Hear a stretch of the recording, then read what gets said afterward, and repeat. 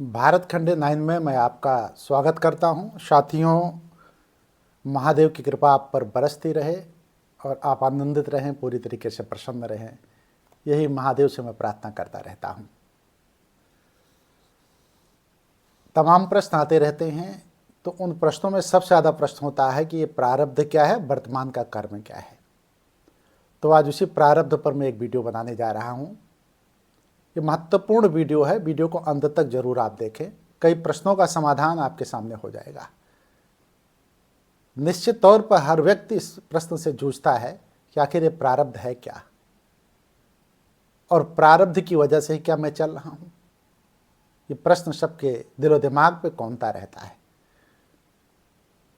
तो प्रश्न है कि प्रारब्ध आपके दिमाग को घुमा देता है, क्या ये सच है?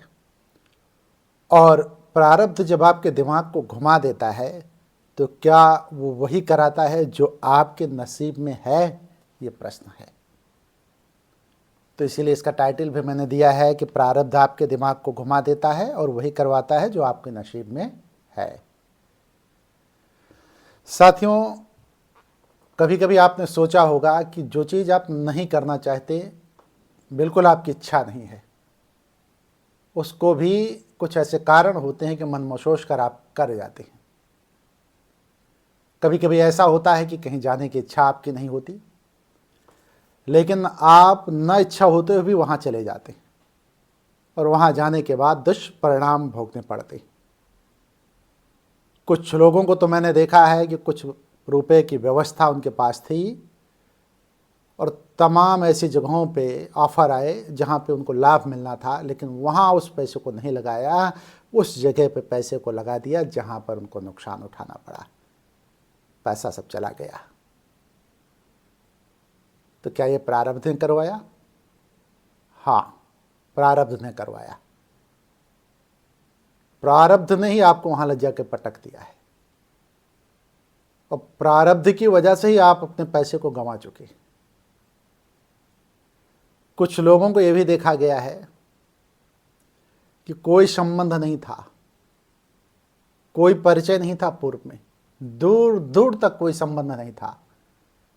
एक पूरब कोने का है तो दूसरा पश्चिम कोने का, लेकिन एकाएक ट्रेन पे दोनों की मुलाकात होती है, बातचीत होती है, एक वर पक्ष एक वधु पक्ष बन जाते हैं, दोनों में शादी हो जाती है।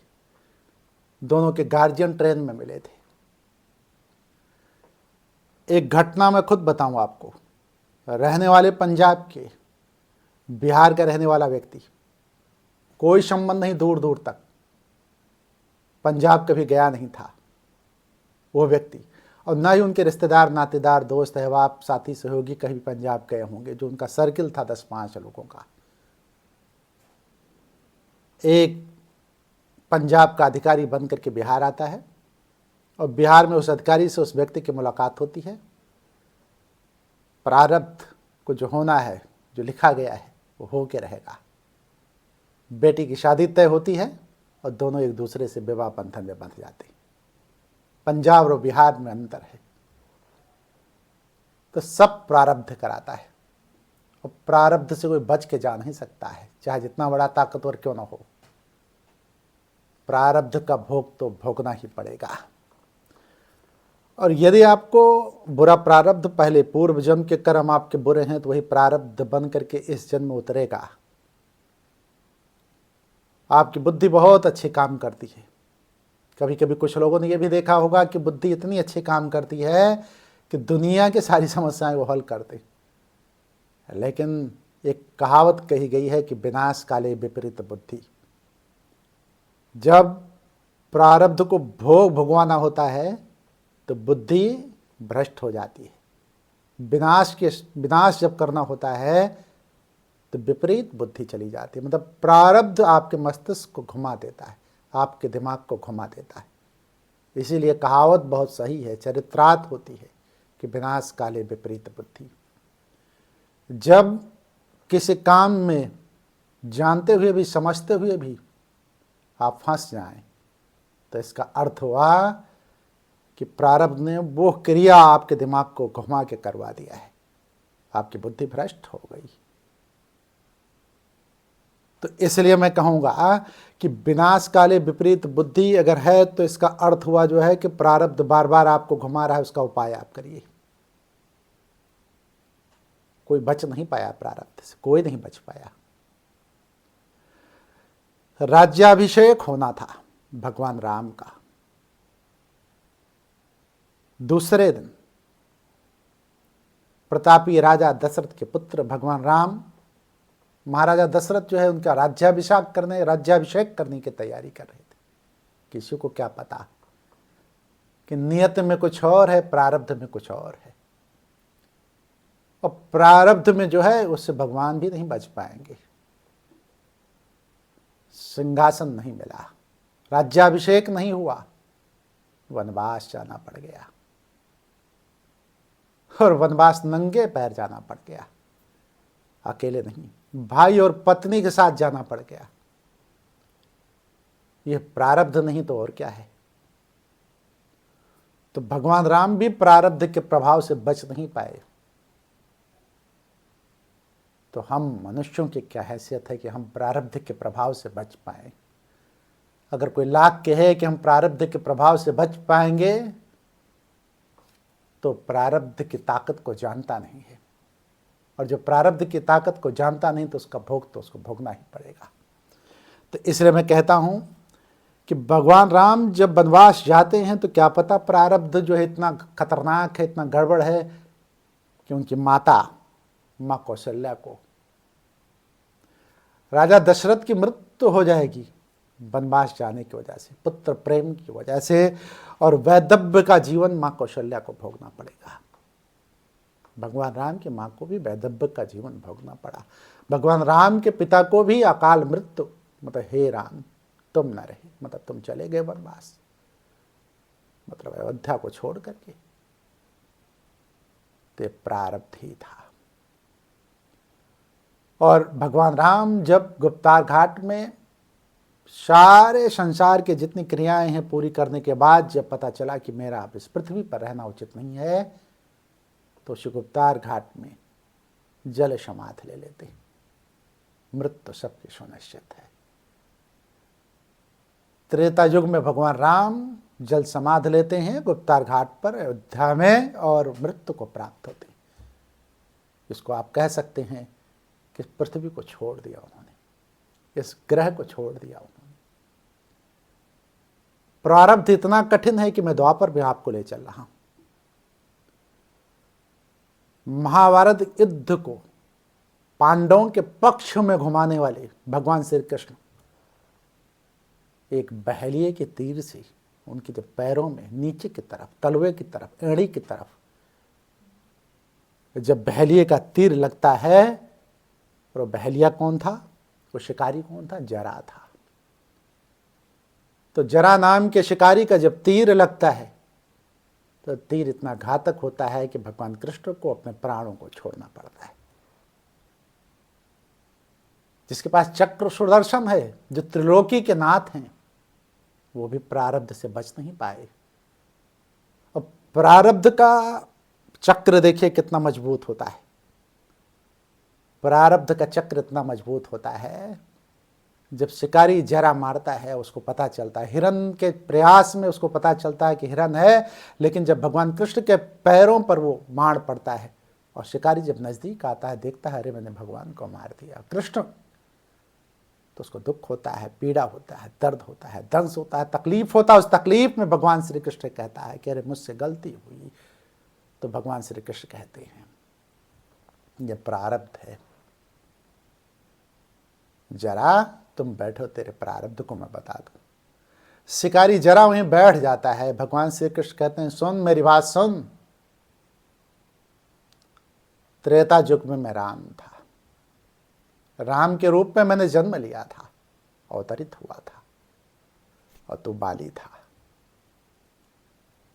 उस समय मैंने तुझे छिप के मारा था और मेरे एक बाण से ही तू मरा था।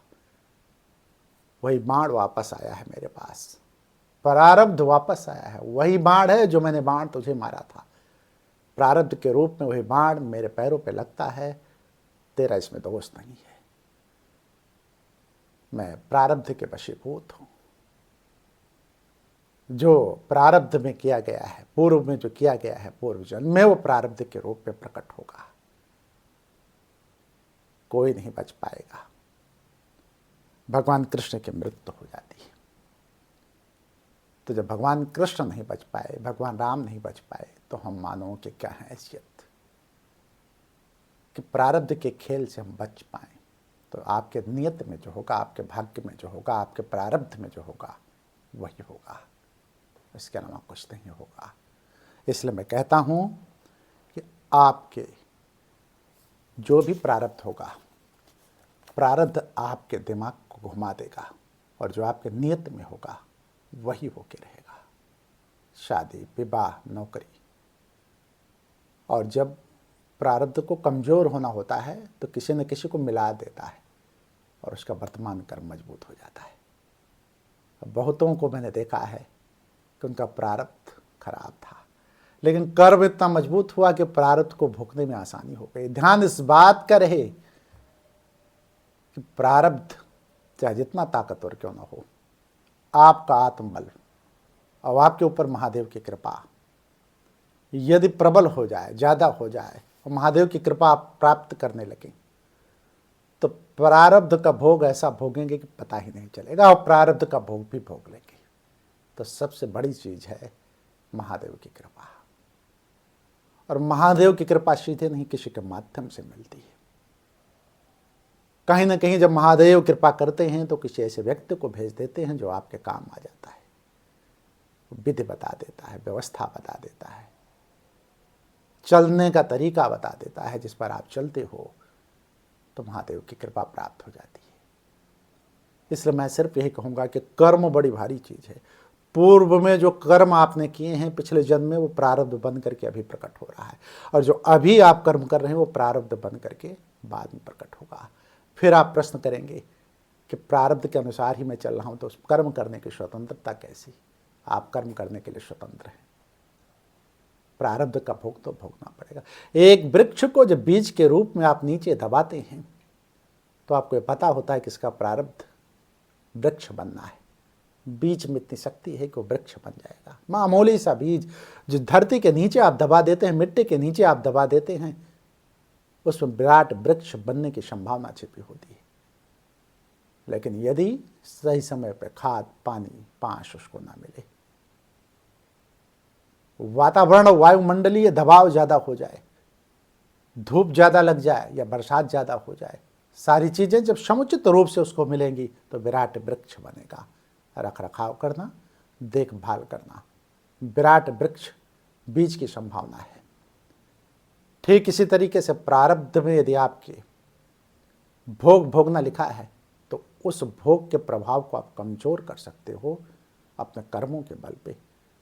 अपने तप को इतना प्रबल कर दो भगवान की कृपा से, महादेव की कृपा से, कि आप अपार हो जाओ, आपकी स्वयं की शक्ति प्रबल हो जाए और प्रारब्ध छोटा पड़ जाए, भोग भोगने में आसानी हो जाए। प्रारब्ध अपना भोग भोगवाएगा, लेकिन आपका प्रबल तप मजबूत जब हो जाएगा महादेव की कृपा से, तो उस समय प्रारब्ध का भोग भोगते समय आपको दुख तकलीफ नहीं होगी, दर्द नहीं होगा। आपको पता तक ना चलेगा कि प्रारब्ध का भोग मैं भोग रहा हूँ। आप हंसी खुशी भी खेल ले जाएंगे, कर ले जाएंगे। तो इसलिए मैं कहूँगा कर्म करने की स्वतंत्रता है, लेकिन पूर्व में जो भी कर्म किए हैं आप, वो इस जन्म में आपको भोगना पड़ेगा। वीडियो में कुछ ये समझ में ना आया हो तो नेक्स्ट वीडियो में प्रारब्ध पे बनाऊंगा, तो उसको आप देख लीजिएगा। लेकिन मैं आपसे कहूँगा प्रारब्ध आपके दिमाग को घुमा देता है और आपके नियत में जो है वही होके रहता है। साथियों, मैं वीडियो को समाप्त करूँगा। कोई प्रश्न हो तो आप प्रश्न रखिए कमेंट बॉक्स में, कमेंट सेक्शन में। यदि कोई प्रश्न नहीं है तो हर हर महादेव लिखते हैं, और मैं भी आप लोगों से कहूँगा हर हर महादेव।